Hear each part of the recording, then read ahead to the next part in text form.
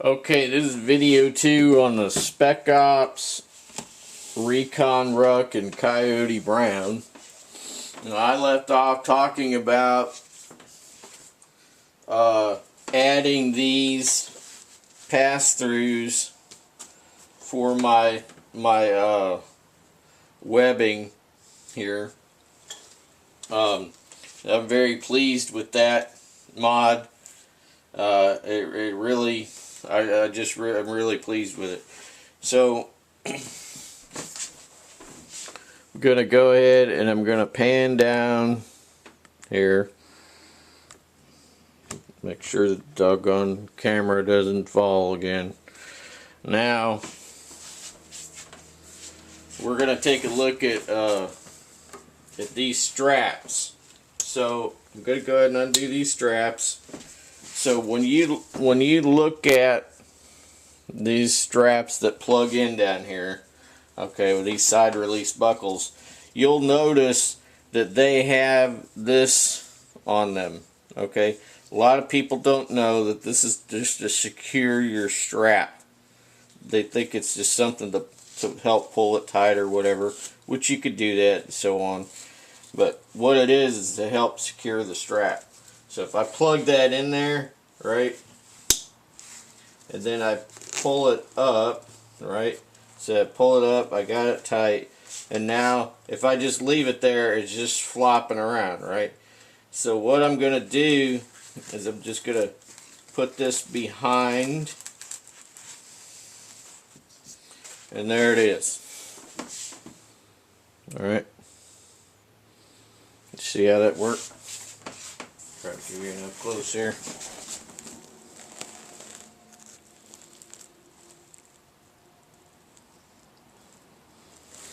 And then it doesn't doesn't fly all over the place.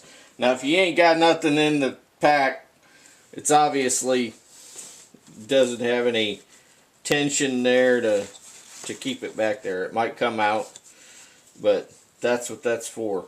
You could also do it the other way if you want to. Okay, but you go behind and around, and that keeps that from going places. Okay, so I got both these undone. So next thing I did was there's patrol poncho liner in there. I think there's something else in there too, I don't remember. But anyway, I took out the cordage that came with this, and I put real paracord, 550-pound Coyote Brown, right? So I put that. So that's a little change. The cordage that comes with it in there, I didn't like it. It will herniate its core which means that the core will pop out between the weave and whatever cordage it is they're using. I'm not sure what kind of cordage it is, but it's got like a coarse weave, and it has a white core, which of course paracord has white strands, but it cannot get through the jacket of the cord, right? But that was kind of an issue, so I just took it out, tossed it. I put real paracord in there. Now they do that. I know that they do that to try to give it a good purchase for this barrel lock. Okay, this cord lock. To give it a good purchase so it doesn't slip, right? But I mean, that was a good try, but I didn't get on with it, so I changed it. This does not have pass-throughs.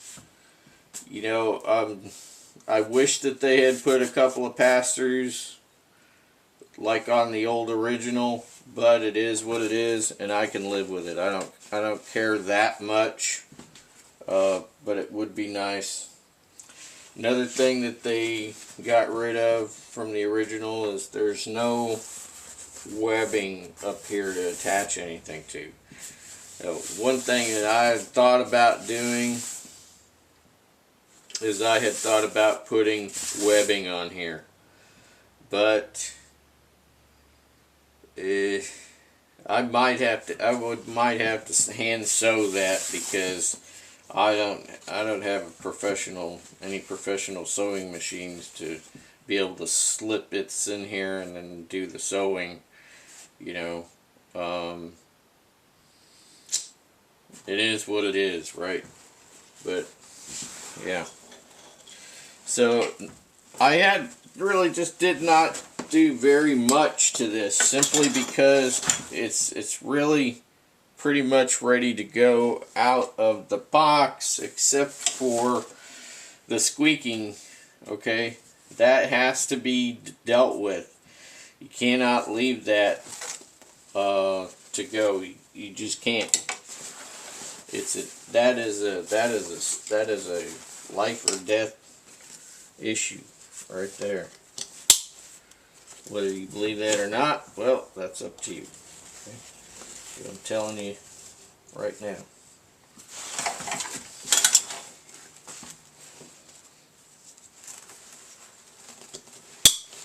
You're going to be going into a situation where you got to be quiet, or else you could get whacked. You need to deal with that.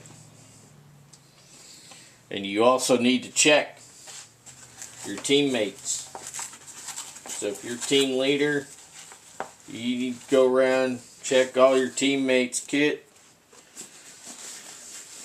have them jump up and down, have them move around, so on.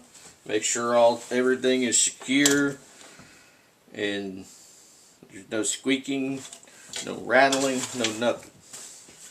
Because everybody's life could depend on that, right?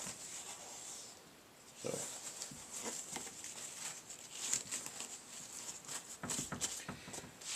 Yeah. What else? I put these pouches on here, on the sides. I noticed that there is no PALS webbing or anything on the bottom. I may change that. I may sew some loops or some pass-throughs on the bottom to secure stuff on the bottom there. I may do that. Just depends. May or may not. Doesn't matter. This is not for shoving stuff in there. You notice that you cannot tighten this down. Okay.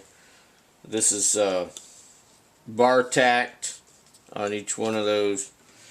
Basically, what makes that? What is that for? Well, nobody has ever told me what that's for, but I guarantee you that has to do with jumping. Yeah. So when you rig it up to jump,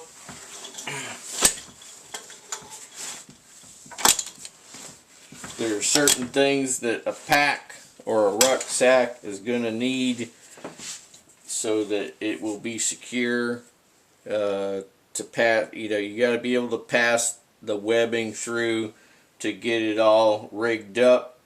That way when you jump, get ready to land, you can drop it, and I mean, you're not going to lose your pack, right? So that's the reason why they'll say, oh, this pack is jump ready, or you know, or this pack is, you cannot jump it because it will not meet the requirements.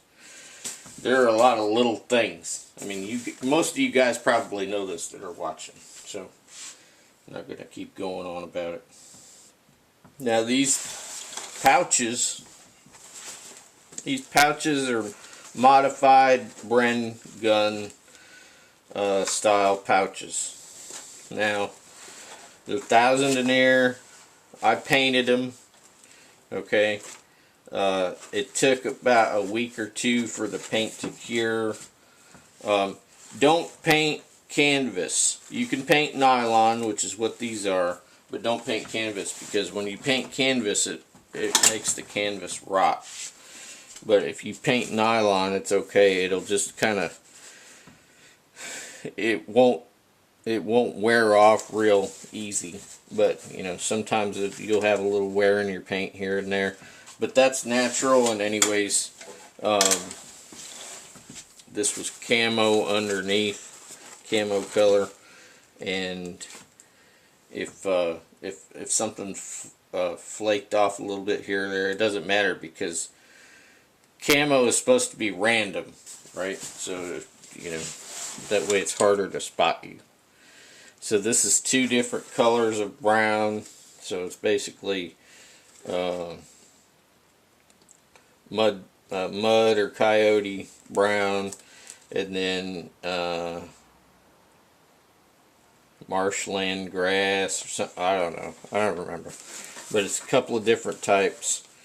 If you want a little darker tan, then you put the darker brown on first, and then you put the tan on top, and then it will be a darker tan. So it kind of mixes them. So I put this buckle on here. So I made this. This is hand sewn on here. I sewed the crap out of it on both sides.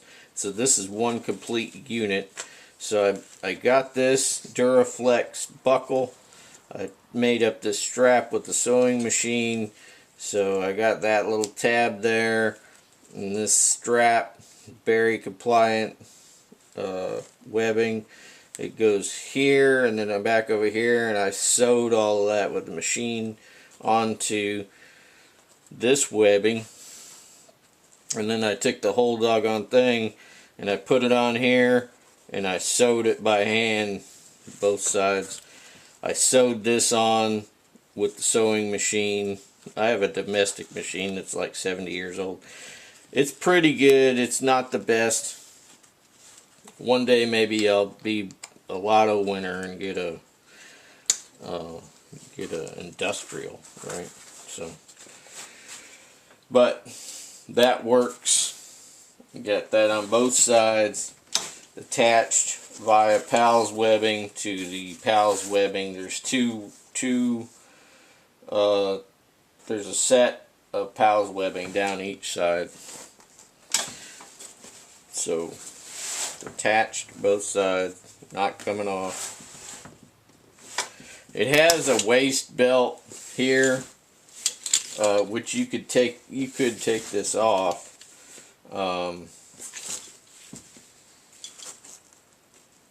I just got it on there for now. And of course it's got chest strap. I made an extension with coyote brown, very compliant webbing in case I needed it for winter or something. So I guess that's pretty much it on this Spec-Ops Recon Ruck. If you have any questions or comments, feel free to drop a line. So this will come up again. This one, and I've got another Spec-Ops pack that are going to come up. They're going to come up in the Get Home Bags videos. Oh, there's my alarm. In the Get Home Bag videos, and also in the Minuteman Soldiering Kit videos. So those will both be coming up in those videos. If you get one of these, I know you'll be happy with it. I'm a pretty big chested and big shouldered guy. I'm not the hugest guy, but I've got a decent set of shoulders and back and chest on me. So if you get one of these, I think that you're going to be just fine. You could use this easily for a get home bag or a bailout bag or anything. So catch you later.